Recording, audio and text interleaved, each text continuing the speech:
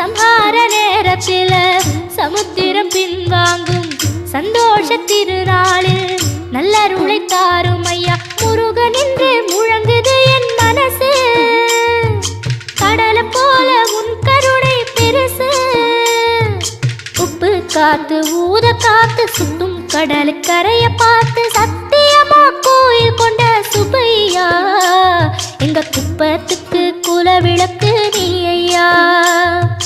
திருச்செந்தூர் ஆண்டவனே வேல் முருகா, தினம் உனக்கு நன்றி சொல்வோம் மால் மருகா.